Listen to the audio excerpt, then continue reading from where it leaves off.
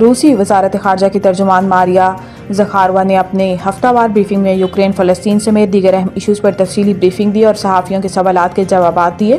Briefing میں chief editor voice of Russia Shahid Ghuman نے ان سے سوال کیا کہ اگر روس امریکی ثالثی کے ذریعے یوکرین کے ساتھ امن معاہدہ کرتا ہے تو روس کو ایسا معاہدہ کرنے کے لیے کن شرائط یا ضمانتوں کی ضرورت ہوگی؟ کیا روس پر سے پابندیاں اٹھا لی جائیں گی؟ ماریا زخاروا نے کہا ہے کہ بحران کی بنیادی وجوہات کو ختم کرنا ضروری ہے۔ اگر آپ کو یقین ہے کہ ایک بٹن دبانے کی ضرورت ہے اور بورڈ پر گارنٹیز کا جملہ ظاہر ہوگا تو ایسا نہیں ہوتا۔ انہوں نے کہا کہ بین الاقوامی قانونی معاہدوں، دو طرفہ معاہدوں اور فری کین کے معاہدوں کو نظر انداز کر دیا جاتا ہے۔ مثال کے طور پر مذاکرات میں یقین دہانی کرائی گئی تھی کہ نیٹو کی مشرق میں توسیع نہیں ہوگی، لیکن اس کے باوجود نیٹو نے توسیع کی اور یہ ضمانتوں کی قیمت ہے۔ انہوں نے کہا کہ اب یورپی یونین کے ممالک، ان کے صدور وزرائے اعظم اپنے آپ کو ضامن مذاکراتی عمل میں شریک ہونے کی کوشش کر رہے ہیں۔ وہ کسی چیز کی ضمانت دے سکتے ہیں۔ وہ نارتھ اسٹریم 1 اور نارتھ اسٹریم 2 گیس پائپ لائنوں کی حفاظت کی ضمانت نہیں دے سکتے، جو قدرتی وسائل کو گیس کی صورت میں ان کی اپنی فلاح و بہبود کے لیے فراہم کرتی ہے۔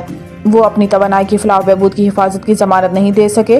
وہ اس دہشت گردانہ حملے کی تحقیقات کی ضمانت بھی نہیں دے سکے۔ انہوں نے chief editor voice of Russia Shahid Ghuman کی جانب سے امریکہ کی کینیڈا، چین اور میکسیکو کے ساتھ ممکنہ تجارتی جنگ کے سوال کا جواب دیتے ہوئے کہا کہ دنیا کے بڑے ممالک میں سے کسی ایک کی طرف سے بین الاقوامی تجارتی معاہدوں کی خلاف ورزی عالمی معیشت پر منفی اثر ڈالے گی، جبکہ یک طرفہ بلا جواز ٹیرف میں اضافہ WTO کے اصولوں کے خلاف ہے۔ انہوں نے کہا کہ بڑھتی ہوئی تجارت کے صورت میں پوری دنیا صنعتی مصنوعات، خوراکی مصنوعات اور توانائی کے وسائل کے لیے عالمی منڈیوں میں عدم استحکام کا سامنا کرے گی۔